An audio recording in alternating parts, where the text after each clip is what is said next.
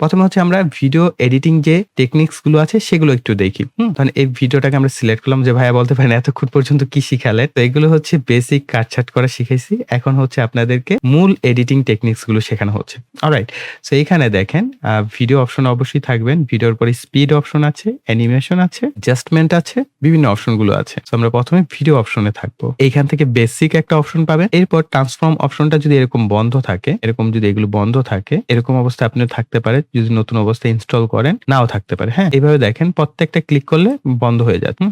So এখন আপনি যে অপশনটা ইউজ করতে চাচ্ছেন সে অপশনের এখানে একটা চেক মার্ক দিতে পারেন। অথবা এখানে দেখেন এই যে এটাকে আমরা ওপেন করলাম। হ্যাঁ? ওপেন করার পর এই যে স্কেল একটা অপশন, এই স্কেলের মাধ্যমে আমরা জুম ইন জুম আউট করতে পারছি ভিডিওকে। ঠিক আছে? এবং আমরা যদি চাই যে না আমাদের ভিডিওটা 200% হবে, এখান থেকে কিবোর্ড থেকে 200 প্রেস এন্টার করে দিব। 200% ভিডিওটা হয়ে গেল।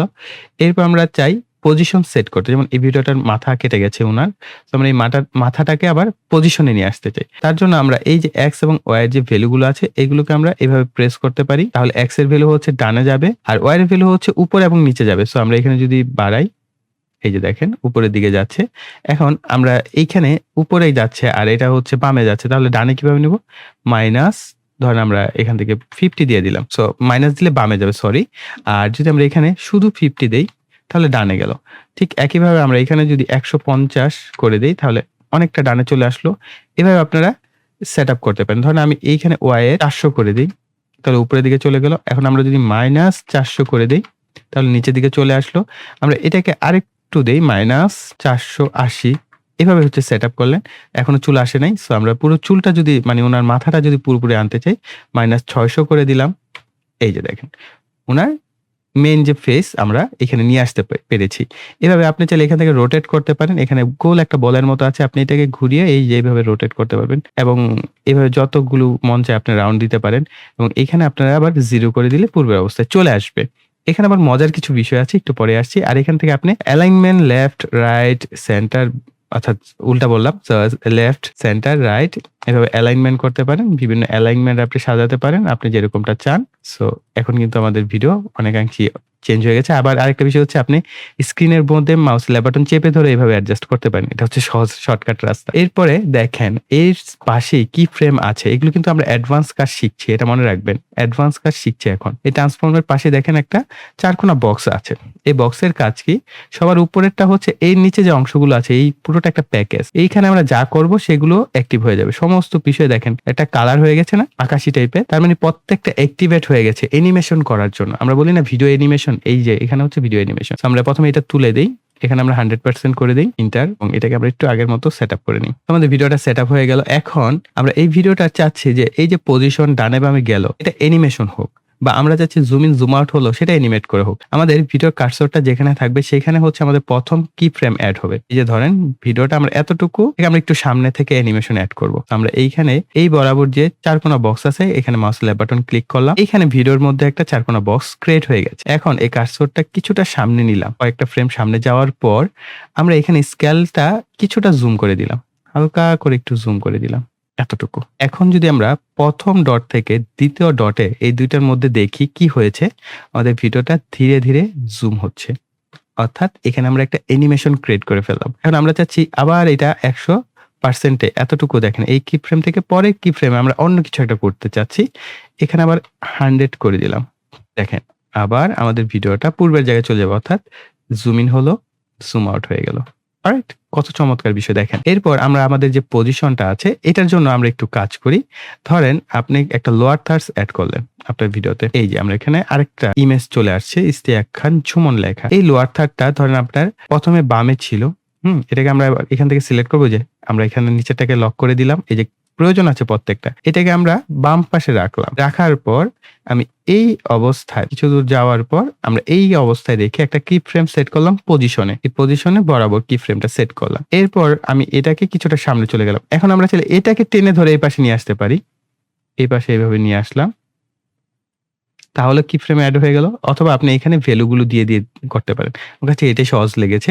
এখন যদি আমরা বাম থেকে ডানে যাই, দেখেন আমাদের এটা সুন্দর করে সোয়াইপ করে বাম থেকে ডানে চলে আসলো। সো কত চমৎকার এনিমেট হয়ে গেল। এরপর আমার যে লোগোটা আছে আমি এটাকে সেটআপ করছি উপরে। এটাকে আমি অ্যাডজাস্ট করে নিচ্ছি। অর্থাৎ আপনার যতটুকু দরকার আপনি এখানে অ্যাডজাস্টমেন্ট করে দিলেন। এখন আমি এটার মধ্যে চাচ্ছি রোটেশন যে অপশনটা আছে সেটা এড করতে। এই যে রোটেশনের যে অপশন এটা এড করে দিলাম। প্রথম থেকে এড করলাম। এরপরে কিছুটা সামনে গেলাম। এই রোটেশনের জায়গায় আমি এটাকে ঘুরালাম। ১ বার, ২ বার, ৩ বার। এরপর আমি এটার এদিকে গেলাম। আমি এটাকে চেপে ধরে বাম দিকে ঘোরানো শুরু করলাম। ১, ২, ৩, ৪, ৫ অর্থাৎ যে কয়টা আপনার দরকার। সো এরপর আবার এটাকে আমরা আবার ডান দিকে ঘোরানো শুরু করলাম। ওকে, এখানে ৪ টা কি ফ্রেম বসে গেল। এখন আমরা প্লে করে দেখি আমাদের ভিডিওটা কিরকম। দেখেন আমাদের লোগোটা উড়াধুরা ঘোরাঘুরি শুরু করে দিয়েছে। ওকে, সো আই থিংক অ্যানিমেশনের বিষয়গুলো অনেকটা আপনাদের কনসেপ্ট ক্লিয়ার হয়ে আসছে। সো এরপরে আমরা এই উপরের এটাকে একটু বাদ দেই। পরে আরেকটা জিনিস শিখি। এটা খুবই মজাদার, আমার খুব পছন্দের। ধরেন এই ভিডিওটা থেকে আপনি আরেকটা ভিডিওতে সুইচ করবেন। এটা একটা চমৎকার ইফেক্ট হয়ে যাবে। ধরেন নিচের ভিডিওটা উপরের ভিডিওতে সুইচ করবে। আমরা এটাকে একটু অ্যাডজাস্টমেন্ট করে নিই ওইটার মতো। এভাবে পয়েন্ট ধরে আমরা টেনে এটাকে অ্যাডজাস্ট করে দিলাম। এই ভিডিওটা প্রথম অবস্থায় ওপাসিটি একবারে কম থাকবে। একবারে 0 করে দিলাম। এরপর আমরা একটা কি ফ্রেম এড করলাম। কিছুটা সামনে যাওয়ার পর এর ওপাসিটিটা বেড়ে 100% হয়ে যাবে। বা এখানে 50% রাখলাম। এর আরেকটু পরে এটা 100% হয়ে যাবে। একটা ভিডিও থেকে আরেকটা ভিডিও মার্কস করার মতো চেঞ্জ হবে। ওকে, দেখেন আমি প্লে করি। এই ইফেক্ট গুলো একটা সময় খুব জনপ্রিয় ছিল। সো এই কারণে আপনাদের সাথে শেয়ার করলাম। দেখেন কত চমৎকারভাবে আমরা করতে পারলাম। অর্থাৎ ওপাসিটিকেও আমরা এনিমেট করে ফেলেছি এই সেক্টরে। এরপরের অপশন যেটা আছে স্টেবিলাইজেশন। অলরাইট, সো আমরা স্টেবিলাইজেশনটা দেখব। তার জন্য আমরা পরের অংশে যাই। স্টেবিলাইজেশনটা আসলে খুব ভালো পারফর্ম করে না।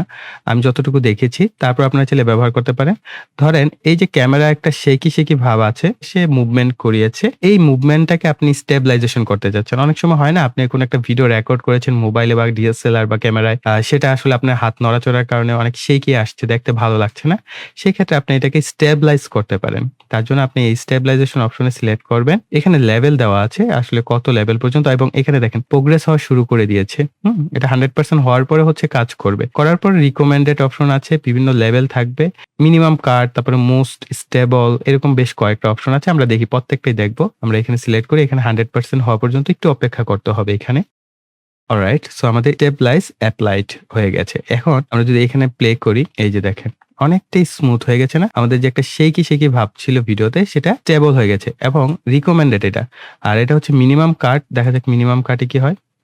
অর্থাৎ শেকি ভাবটা আরেকটু রয়ে গেল। আর যদি আমরা মোস্ট স্টেবল অপশনটা দেখি, এই যে মোস্ট স্টেবল দেওয়ার পরে কিন্তু দেখেন এই ভিডিওটা ক্রপ হয়েছে। এই যে মিনিমাম কাটে দেখেন আগের মতোই ছিল। আর এটা হচ্ছে ক্রপ হয়ে যাবে। অর্থাৎ আপনি যেকোনো সফটওয়্যারে ভিডিওকে স্টেবিলাইজেশন করার পর সেটা ক্রপ হয়ে যাবে। সো দেখি ক্রপ হওয়ার পর কি হলো? ওয়াও! চমৎকারভাবে স্টেবল হয়ে গেছে। এখানে যে শেকি ভাবটা ছিল সামান্য একটু ভিডিওর শুরুতে, এটা একদম স্মুথ হয়ে গেছে না? একদম বাটার স্মুথ হয়ে গেছে বলা যেতে পারে। তবে আসলে আপনার মোবাইলের কোনো ভিডিও ইনপুট করলে দেখবেন এত সুন্দরভাবে স্মুথ হবে না। সেটা একদম জেলির মতো ঢেউ হয়। সো এটা আপনারা নিজেরাই ট্রাই করলে দেখলে বুঝতে পারবেন। এরপরে আমরা পরের অপশনটায় যাই। আমরা আরেকটা ভিডিও নেই। যেহেতু আমরা প্রত্যেকটা একটা করে ইফেক্টস ইউজ করে যাচ্ছি, এই কারণে আমরা এইখানে আর পরবর্তী ইফেক্ট ইউজ করছি না। হয়তোবা সুন্দরভাবে দেখা যাবে না এটার জন্য। আমরা আবার ভিডিও সিলেক্ট করলাম। এরপরে দেখেন রিলাইট একটা অপশন। এটা সিলেক্ট যদি করি, এখানে মূলত আপনারা ফেসিয়াল কিছু ইফেক্টস এড করতে পারবেন।